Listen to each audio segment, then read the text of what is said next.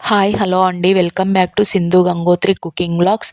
ఈరోజు రెసిపీ వచ్చేసి కార్జాలు కందనకాయలతో gravy curry ఎలా చేసుకోవాలో నేను మీకు వీడియోలో చూపిస్తాను. మనం ఎక్కువగా ఎవరైనా సరే లివర్స్‌తో ఫ్రై గానీ, లేకపోతే కందనకాయలు ఫ్రై గానీ చేస్తూ ఉంటారు. కానీ ఇలా కార్జాలు కందనకాయలతో ఇలా గ్రేవీ కర్రీ చేసుకుంటే గనక టేస్ట్ అనేది చాలా బావుంటదండి. అంతే కాకుండా ఇది ఎక్కువగా అన్నంలోకనే కాకుండా చపాతీల్లో కూడా చాలా బావుంటదండి. ఒకసారి మీరు కూడా ట్రై చేసి ఎలా వచ్చింది ఏంటనేది నాకు కామెంట్ సెక్షన్‌లో కామెంట్ చేయండి. ముందుగా మనం కార్జాలు, కందనకాయలు కర్రీ చేసుకోవడానికి పెద్ద ప్రాసెస్ ఏం పట్టదండి. చాలా సింపుల్ వేతో చాలా సింపుల్‌గా తయారు చేసుకోవచ్చు. ఎలా ఏంటనేది మీకు ప్రాసెస్‌లోకి వెళ్ళిపోదాం. ముందుగా నేను కార్జాలు, కందనకాయలు ఒక హాఫ్ కేజీ వరకైతే తీసుకున్నానండి.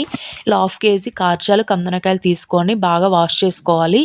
నేను 3-4 టైమ్స్ అయితే వాష్ చేసుకున్నాను. ఒకసారి సాల్ట్ వేసుకొని గూడా ఒకసారి కడిగేసి పెట్టుకుంటే మనకి నీచు వాసన అనేది ఉండదండి. అలా సాల్ట్ ఏసుకొని కడిగేసి పక్కనైతే పెట్టుకున్నాను.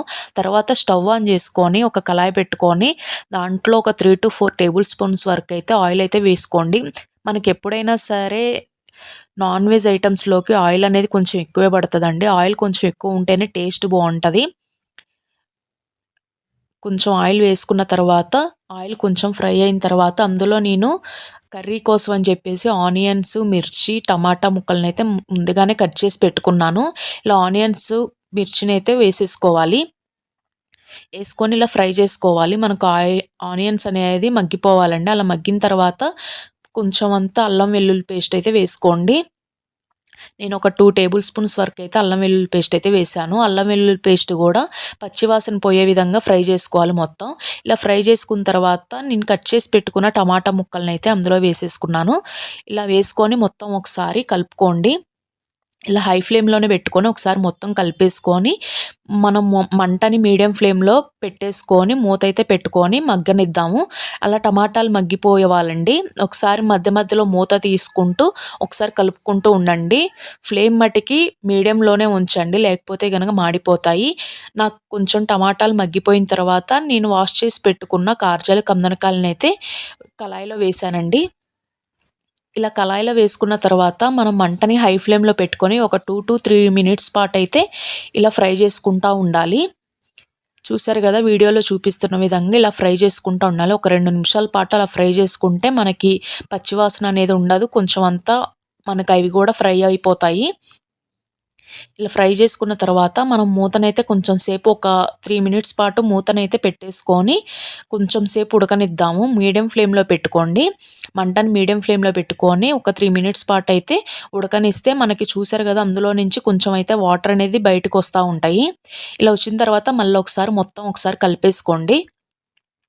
ఇలా మొత్తం కలిపేసుకున్న తర్వాత ఇందులో నేను ఒక టేబుల్ స్పూన్ వరకైతే పసుపునైతే వేసుకున్నాను.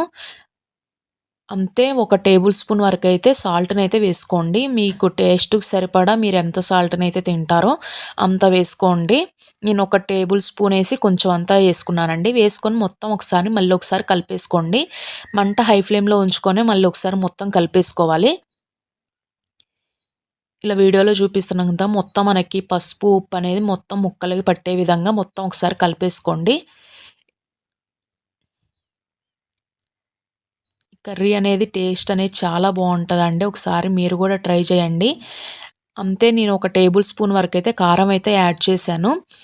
మీకు స్పైసీ మీరెంత స్పైసీ అయితే తింటారో అంత కారం అయితే యాడ్ చేసుకోండి. మా ఇంట్లో ఎక్కువగా స్పైసీ తినరు కాబట్టి నేను ఒక టేబుల్ స్పూన్ వరకే యాడ్ చేసుకున్నాను. మీరు కావాలంటే ఇంకొక టేబుల్ స్పూన్ యాడ్ చేసుకోవచ్చు. ఇలా కారం గూడా యేసుకున్న తర్వాత మొత్తం ఒకసారి కలిపేసుకోవాలి. మనకేంటంటే ముక్కకి ఉప్పు, కారం, పసుపు మొత్తం మంచిగా పట్టే విధంగా కలిపేసుకోవాలండి. ఇలా కలుపుకున్న తర్వాత నేను మూతనైతే పెట్టుకొని ఒక 2-3 మినిట్స్ పాటైతే మూతను పెట్టుకొని ఒకసారి ఉడకనిద్దాము మీడియం ఫ్లేమ్‌లో పెట్టుకొని. మంటను మీడియం ఫ్లేమ్‌లో పెట్టుకొని ఒకసారి మూత పెట్టేసి కొంచెం సేపు ఉడకనివ్వండి. ఒక 3 మినిట్స్ పాటు. ఇలా ఉడికిన తర్వాత ఒకసారి మూత తీసేసి మళ్ళీ ఒకసారి కలుపుకోవాలి. ఇలా కొంచెం ఉడికిన తర్వాత మనం కొంచెం అంతా వాటర్‌నైతే యాడ్ చేసుకున్నాను. మనం ముక్క మునిగేంత వరకు వాటర్‌నైతే యాడ్ చేసుకోండి. ఇలా కొంచెం వాటర్‌ని యాడ్ చేసుకున్న తర్వాత మళ్ళీ మొత్తం ఒకసారి కలిపేసుకొని, మూత పెట్టేసుకొని మన ముక్క మంచిగా ఉడికే విధంగా ఉడికించుకోవాలి.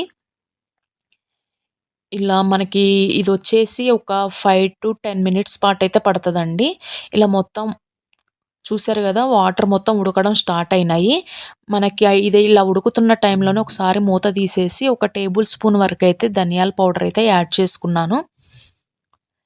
ఏసుకొని ఒకసారి కలుపుకోండి. అంతే ఒక హాఫ్ టేబుల్ స్పూన్ వరకైతే జీలకర్ర పొడైతే ఏసుకున్నాను.